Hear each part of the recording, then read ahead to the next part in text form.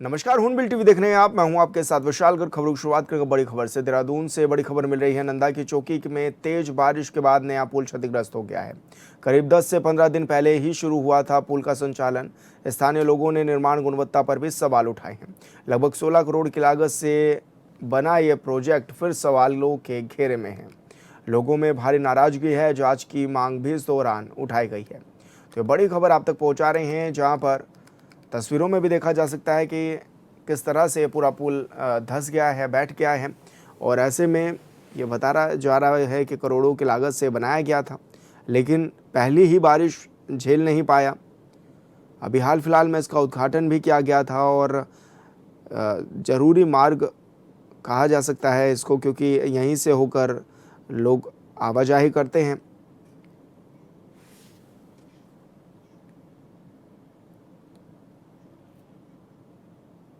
और संवाददाता योगेश आर्या हमारे साथ फोन लाइन पर जुड़ गए हैं। योगेश, अभी हाल फिलहाल में इसका पुल का उद्घाटन हुआ और अब ये पुल बैठ गया। इसमें लोगों को तो भारी परेशानियों का सामना करना पड़ रहा होगा।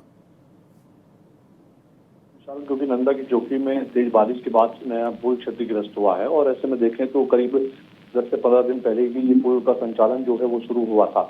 और ऐसे में स्थानीय लोगों ने निर्माण गुणवत्ता पर भी सवाल उठाने शुरू कर दिए हैं, क्योंकि लगभग 16 करोड़ की लागत वाले इस प्रोजेक्ट पर इसलिए सवाल खड़े हो रहे हैं क्योंकि यह करीब 15 दिन के अंतराल में ही क्षतिग्रस्त हो गया है। लोगों में भारी नाराजगी भी है, जांच की मांग भी की जा रही है और अब आने जाने की परेशानी भी लोगों के सामने खड़ी हो गई है। तो इस पर भारी वाहन तो चल ही नहीं पाएंगे योगेश। और दूसरा, क्या अभी आवाजाही पूरी तरह से बंद कर दी गई है? और क्या लोगों का ये भी मानना है कि क्योंकि घोटाला हुआ है, क्योंकि अगर करोड़ों की लागत से ये पुल बनाया गया और अभी हाल फिलहाल में उसका उद्घाटन हुआ और एक भी बारिश नहीं झेल पाया ये पुल। देखिए, बिल्कुल विशाल, क्योंकि कहीं ना कहीं गुणवत्ता पर सवाल इसलिए खड़े हो रहे हैं क्योंकि वहां जिस तरह से पुल का धंसा है, क्षतिग्रस्त हुआ है और उस इलाके में अब जो है वहां पर पुलिस तैनात की गई है और आवाजाही को रोका जा रहा है। इससे कुछ देर पहले अगर देखें तो वहां पर जो 2 पहिया वाहन थे उनको जाने की अनुमति दी जा रही थी, लेकिन अब जिस तरह से नीचे से मिट्टी का कटान हो रहा है उसकी वजह से जो है उनको भी रोका जा रहा है।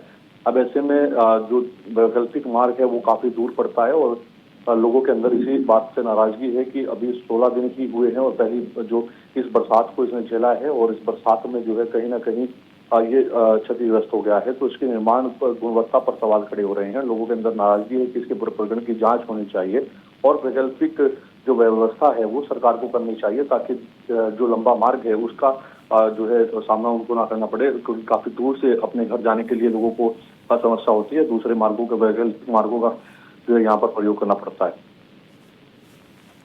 बिल्कुल योगेश, बहुत शुक्रिया आपका तमाम जानकारी साझा करने के लिए। और बड़ी खबर का रुख कर लेते हैं। उत्तराखंड के कई जिलों में ऑरेंज अलर्ट जारी। देहरादून समेत कई जिलों में भारी से भारी बारिश की चेतावनी। आईएमडी ने कई जिलों के लिए फ्लैश फ्लड का अलर्ट भी जारी किया है। चारधाम यात्रियों से अनावश्यक यात्रा से बचने की भी अपील की गई है। भूस्खलन और चट्टान गिरने का खतरा इस दौरान बढ़ता हुआ नजर आने लगा है। नदी नालों के उफान और जलभराव की आशंका है। गरज चमक के साथ आकाशीय बिजली को लेकर भी विशेष सतर्कता बरतने की सलाह दी गई है। तो सभी जिलों को राहत बचाव संसाधन तैयार रखने के निर्देश दिए गए हैं। ये बड़ी खबर आप तक पहुंचा रहे हैं, जहां पर मौसम का मिजाज लगातार बदलता हुआ नजर आ रहा है।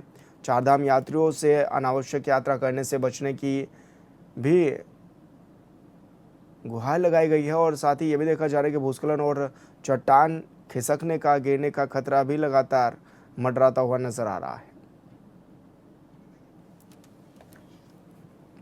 लगातार बरसात से हरिद्वार शहर के कई इलाकों में जलभराव से लोगों को बड़ी परेशानियों का सामना करना पड़ रहा है।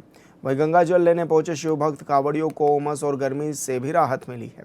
बारिश के बीच यात्रा जारी रही। कांवड़ियों का कहना है कि ठंडे मौसम में पैदल यात्रा करना आसान हो जाता है और अधिक दूरी तय करने में सुविधा भी मिलती है। पुलिस और प्रशासन लगातार व्यवस्थाओं पर नजरें भी बनाए हुए हैं। और संवाददाता मनोज कश्यप हमारे साथ फोन लाइन पर जुड़ गए हैं। मनोज, अभी बड़ी संख्या में कांवड़ यात्री भी हरिद्वार पहुंच रहे हैं गंगा जल लेने के लिए और ऐसे में मौसम का मिजाज भी बिगड़ा हुआ है। किस तरह की दिक्कत क्या उनके सामने है, या फिर वो खुशी खुशी इस यात्रा को संपन्न कर रहे हैं?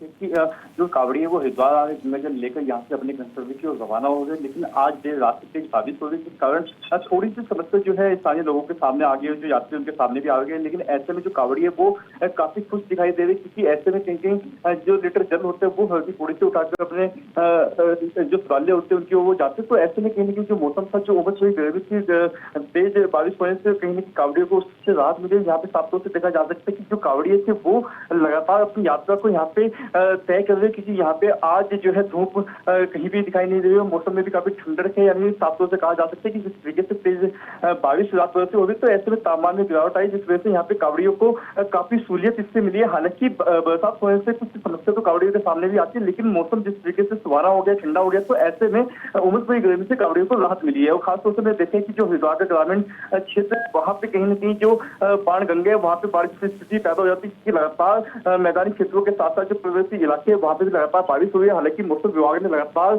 हमने देखे कि अलर्ट जारी किया गया, तो कई जिलों के अंदर जो स्कूल थे उनकी भी यहाँ पे छुट्टी कर दी गई है। जी लेकिन मनोज, एक बड़ा सवाल ये भी है कि हरिद्वार में जल भराव की स्थिति बहुत ज़्यादा हो जाती है, और खासकर इन दिनों में जब बारिश लगातार हो रही है, तो क्या उसको लेकर भी क्या कुछ इंतजाम किए जा रहे हैं कि जल भराव की स्थिति ना हो या फिर कांवड़ यात्रियों को परेशानी ना हो? जी बिल्कुल, देखिए हमने देखा कि लगातार जो मेला प्रशासन की टीम है वो कांवड़ यात्रा को संपन्न कराने के लिए लगातार ग्राउंड जीरो पर जाके हर एक कार्य का निरीक्षण कर रहे थे। हरिद्वार के डीएमएसएसपी के द्वारा भी कार्यों का निरीक्षण किया गया था। इस बात का विशेष ध्यान रखा गया था कि कांवड़ यात्रा के दौरान जो कांवड़ मार्ग है वहाँ पे किसी भी तरह कोई जल भराव ना, क्योंकि जो कांवड़िया होते हैं उनके सामने कोई दिक्कत परेशानी ना है, तो उस चीज का विशेष ध्यान रखा गया। हालांकि बीते दिनों हमने देखा था कि जो हरिद्वार के डीएम थे मयूर दीक्षित, उनके द्वारा जो तमाम जो ठेकेदार थे उनको इस बात के लिए डांट भी लगाई गई थी कि जो अपने कार्य वो समय से पूरा कर ली जाए। और ये भी कहना गलत नहीं होगा कि जो कांवड़ पटरी के जो काम से लगभग वो सभी पूरे हो चुके हैं। हालांकि कांवड़ यात्रा लगातार चली है, यहाँ पे दिल्ली, हरियाणा, पंजाब के तमाम जो कांवड़ी है वो अभी से हरिद्वार आने लगे, और आने वाले दिनों में सहारनपुर जो आसपास के अन्य जिले हैं जो वहां से जो वक्त है वो हरिद्वार पहुंचेंगे। जी बिल्कुल मनोज, बहुत शुक्रिया आपका तमाम जानकारी साझा करने के लिए। पहाड़ों की रानी मसूरी में देर रात हुई मूसलाधार बारिश ने एक बार फिर तबाही का मंजर खड़ा कर दिया है। मसूरी देहरादून मार्ग पर पानी वाले बैंड के समीप पहाड़ी से भारी मात्रा में मलबा आया और बोल्डर गिरने से सड़क किनारे बना एक रेस्टोरेंट पूरी तरह से ध्वस्त हो गया। राहत की बात यह रही कि रेस्टोरेंट में मौजूदा लोगों ने समय रहते बाहर निकलकर अपनी जान बचा ली, जिससे बड़ा हादसा टल गया है। वहीं दूसरी ओर मसूरी कैंपटी और राष्ट्रीय राजमार्ग गश्ती बैंड के पास भी भारी भूस्खलन होने के बाद रास्ते को बंद कर दिया गया है, जिसके बाद लोगों को भारी परेशानियों का सामना भी करना पड़ा है।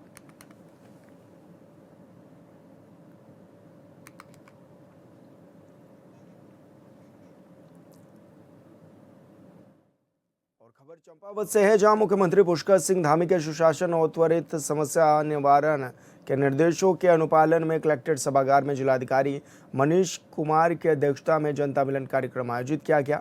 कार्यक्रम में जिले के विभिन्न क्षेत्रों से आए नागरिकों की समस्याओं को सुना गया और अधिकांश प्रकरणों का मौके पर ही निस्तारण कर दिया गया। कुल 96 आवेदन और शिकायतें प्राप्त हुई, जिनमें प्रधानमंत्री आवास योजना, रोजगार, किसान सम्मान निधि, सड़क, पेयजल, भूमि सुरक्षा, दीवार, राशन कार्ड और सोलर स्ट्रीट लाइट संबंधी मामले प्रमुख रहे हैं। जनता मिलन के दौरान 12 पात्र लाभार्थियों के आयुष्मान कार्ड भी मौके पर बनाए गए हैं। जनता मिलन का कार्यक्रम रखा गया था, जिसमें हमारे सभी क्षेत्रों से हमारे सम्मानित नागरिक यहाँ पर उपस्थित हुए। उनकी अपेक्षाएं, जिसमें प्रधानमंत्री आवास में नाम की लिस्टिंग, पानी की व्यवस्था, इसके अलावा पुल पुलियाओं का निर्माण, जो घर है अगर आपदा से कहीं पर क्षति हुई है उसके संबंध में, साथ ही मेडिकल चिकित्सा बिल की प्रतिपूर्ति, इस तरह के कई सारे जो आम जनहित से मुद्दे जुड़े हुए हैं वो सारी चीज़ें यहाँ पर आई थी। सभी संबंधित विभागों को दिशा निर्देश दिए गए कि जितने भी हमारे पास पत्र आए हैं उन सभी पे कार्रवाई करें, और साथ ही जो विगत जो समय के जो पत्र हैं उन सभी का पर्यवेक्षण भी किया गया। इसके साथ-साथ माननीय मुख्यमंत्री सीएम हेल्पलाइन और माननीय मुख्यमंत्री घोषणाएँ, इन सब पर भी चर्चा की गई और ई ऑफिस का संचालन पर भी सभी विभागों से समीक्षा और उसकी प्रगति का अवलोकन किया गया। घाट के मंडगांव में रह रही विमला देवी ने अपने 2 छोटे बच्चों के भविष्य को लेकर जिलाधिकारी चंपावत से मदद की गुहार लगाई। विमला ने बताया कि कम उम्र में उनकी शादी राजस्थान के भरतपुर निवासी राजवीर से हुई, जहां सालों तक उन्हें प्रताड़ित कर कैद जैसी स्थिति में रखा गया। करीब 2 साल पहले वो परिजनों की मदद से अपने बच्चों के साथ उत्तराखंड लौट सकी है। विमला ने बताया कि उनके 5 वर्षीय बेटी और 3 वर्षीय बेटे के आधार समेत आवश्यक दस्तावेज नहीं बने हैं, जिससे उनका स्कूल में दाखिला नहीं हो पा रहा है। जनता मिलन कार्यक्रम में जिलाधिकारी मनीष कुमार ने मामले का संज्ञान लेते हुए बाल विकास विभाग को बच्चों के आधार कार्ड बनाने, आंगनबाड़ी में प्रवेश दिलाने और परिवार को अन्य सरकारी योजनाओं का लाभ उपलब्ध कराने के भी निर्देश दिए हैं।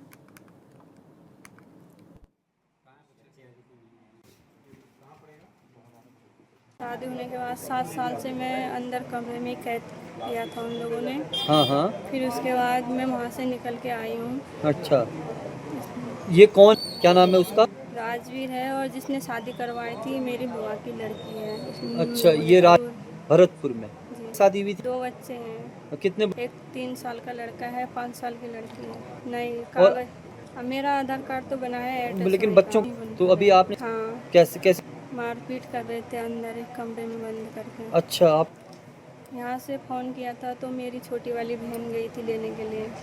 अच्छा, नहीं, तो मैंने बोला था कुछ दिन के लिए जा रही हूँ, जब भी आ जाऊँगी, तो जब भी भेजा उन लोगों ने। के लिए बोल रहे हैं कि कागज़ बन जाएंगे, बच्चों का एडमिशन भी हो जाएगा। तो आप हमारा एडमिशन तो बच्चों का तो वहीं होगा, क्या कहते हैं, मड़ में, क्योंकि वहीं रहते हैं हम मामा के गांव में, अपने गांव में। गौ सम्मान अभियान के तहत चंपावत में गौ सम्मान आवाहन रैली और नगर संकीर्तन का आयोजन किया गया। रैली गोलू देवता मंदिर से शुरू होकर नगर के तमाम मार्गों से होती हुई जिलाधिकारी कार्यालय पहुंची। रैली के बाद अभियान के प्रतिनिधियों ने मुख्यमंत्री, राज्यपाल, प्रधानमंत्री और राष्ट्रपति के नाम संबोधित 4 ज्ञापन जिलाधिकारी को सौंपे। साथ ही अभियान के तहत एकत्र किए गए 1.05 लाख से ज़्यादा जनसमर्थन हस्ताक्षरों की डिजिटल स्कैन प्रतियां 4 अलग-अलग 16 GB पेन ड्राइव में संलग्न कर प्रशासन को अग्रेषित करने के लिए भी दी गई। गौ सेवकों ने यह भी कहा है कि जब तक गौ माता को राष्ट्रमाता का दर्जा नहीं दिया जाता है, तब तक अभियान जारी रहेगा।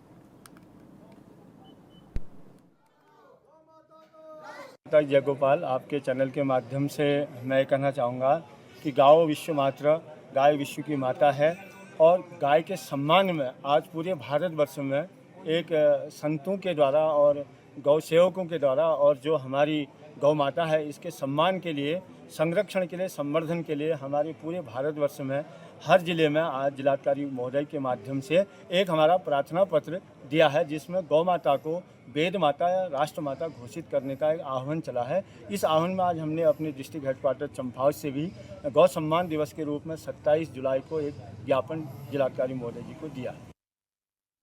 आज पूरा उत्तराखंड एक मैन मेड इकोसिस्टम डिजास्टर यानी इंसानों द्वारा रचित महान विनाश के मुहाने पर खड़ा है। उत्तरकाशी के धराली में फटे बादल से लेकर नैनीताल के कैचुई धाम और चमोली रुद्रप्रयाग की पहाड़ियों तक देवभूमि का भूगोल चीख चीख कर कह रहा है कि अब बस करो। विकास की तस्वीर कुछ ऐसी है। अरबों रुपए की ऑल वेदर रोड परियोजना और ऋषिकेश कर्णप्रयाग रेल प्रोजेक्ट आज किस तरह उत्तराखंड के लिए एक भयानक मुसीबत का सबब बन चुके हैं, इस रिपोर्ट में देखिए।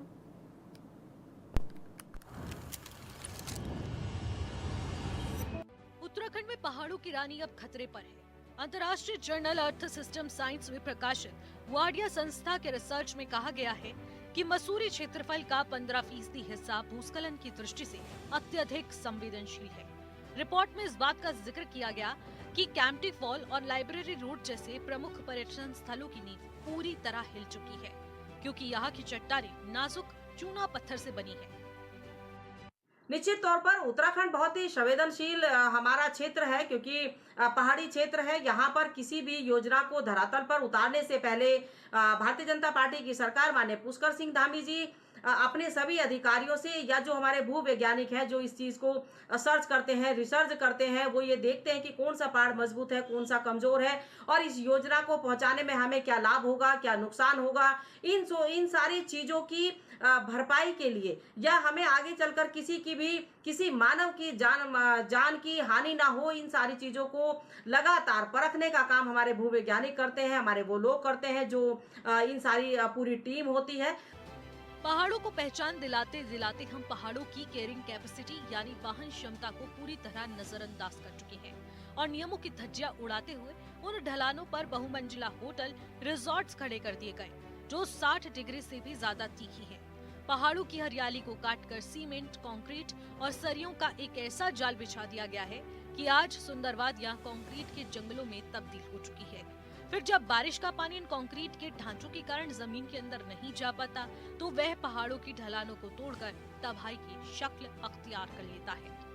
अगर किसी भी प्रकार की भूगर्भीय हलचलें होती हैं या बादल फटने की जैसी घटनाएं होती हैं तो निश्चित तरीके से बड़े आपदाओं को जन्म दे सकते हैं।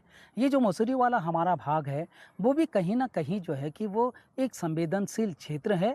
वहाँ पर लगातार भूस्खलन की जैसी समस्याएं बनी रहती हैं। इसका मतलब साफ जाहिर है कि वो एक कच्चे रवेदार जगह पर बसा हुआ है। अगर हम उस पर ज़्यादा विकास का कार्य करेंगे, हम वहाँ पर बड़े बड़े जो कि हवेलियाँ बनाएंगे तो निश्चित तरीके से जो मसूरी बसा हुआ है, एक कच्चे चट्टान के ऊपर बसा है, वो कहीं ना कहीं घातक होगा।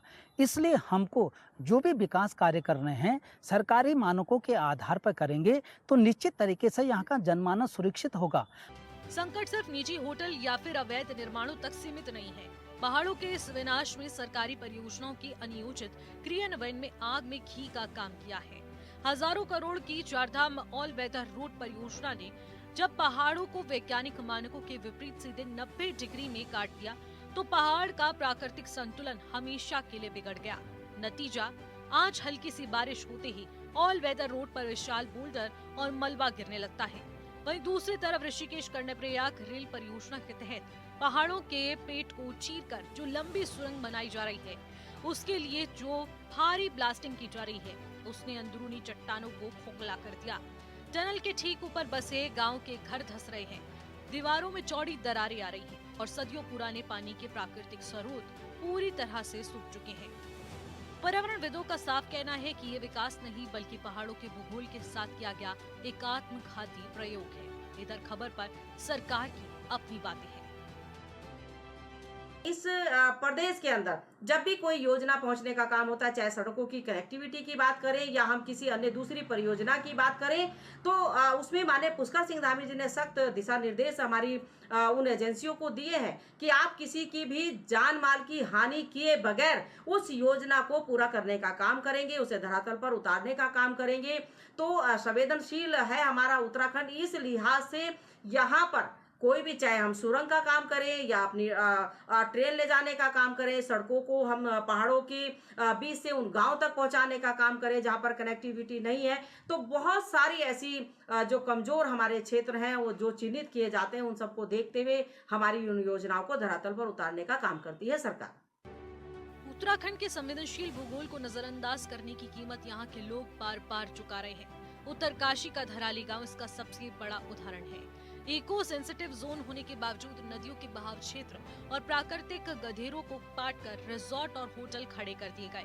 और जब भी ऊपरी पहाड़ियों पर क्लाउड बस्ट होता है तो पानी अपना रास्ता खोजता है और रास्ते में आने वाले इन इंसानी निर्माणों को मलबे में तब्दील कर देता है।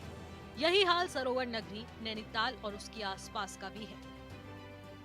ऐसे बरसाती सीजन में जो सामने उदाहरण हमको देखा जा सकता है कि मसूरी वाला जो मार्ग है लगातार वहाँ पर भूस्खलन की जैसी समस्याएं हो रही, तो कहीं ना कहीं जो कटान हम कर रहे हैं, जो हम वहाँ पर जो है कि ज़्यादा भार स्थापित कर रहे हैं, उसका खामियाजा हमको देखने पड़ रहा है।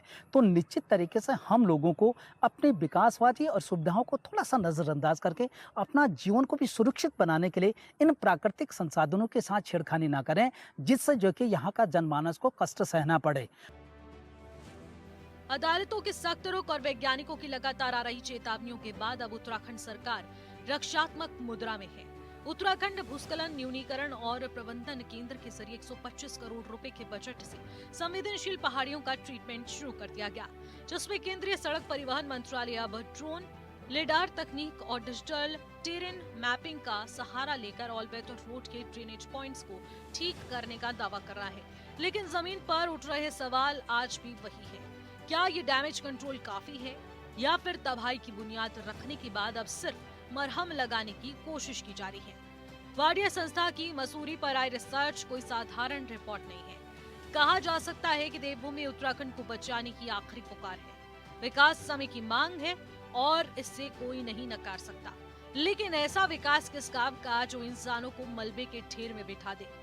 वक्त आ गया है कि सरकारें फाइलों और कागजों से बाहर निकलकर इन कंक्रीट के अवैध पहाड़ों पर कड़ा एक्शन ले, वरना प्रकृति जब अपना संतुलन बनाने के लिए बुलडोजर चलाती है तो संभलने का मौका नहीं मिलता।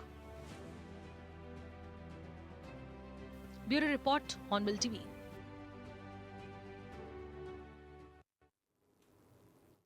क्षेत्र में अमृतसर आई क्लिनिक के पास एक नाले में युवक का शव मिलने से इलाके में सनसनी फैल गई। सूचना मिलते ही कोतवाली विकासनगर पुलिस मौके पर पहुंची और स्थानीय लोगों की मौजूदगी में युवक को नाले से बाहर निकालकर उप जिला चिकित्सालय विकासनगर पहुंचाया गया, जहां चिकित्सकों ने उसे मृत घोषित कर दिया है। पुलिस ने शव का पंचनामा भरकर पोस्टमार्टम कराया और परिजनों को सूचना दी। मृतक के परिजनों ने हत्या की आशंका जताते हुए पूरे मामले की निष्पक्ष जाँच की मांग की है। फिलहाल पुलिस मौत के कारणों की जाँच कर रही है। ये मेरा छोटा भाई था और ये सुबह कल जो है शाम को आया था। ये थोड़ा नशा वशा भी करता था ये, और फिर ये आज सुबह में सूचना मिली कि इसकी डेड बॉडी जो है मिडवे होटल के पास पड़ी है। लेकिन जब इसका हमने सर पे चोट देखी तो हमें यह आशंका है कि इसकी किसी ने मर्डर किया है। क्या चाहते हैं हम? कानूनी कार्रवाई चाहते हैं। पुलिस का क्या कहना है? पुलिस को हमने रिसीविंग लेटर दिया है, वो रिसीविंग ले गया। किसी भी शक तो ऐसा नहीं है। थोड़ा जो ये नशाखोरी है इस पर भी थोड़ा लगाम, इस पर भी पुलिस को कार्रवाई करनी चाहिए, क्योंकि ऐसे कारनामे जो है आया दिन हो रहे हैं। CCTV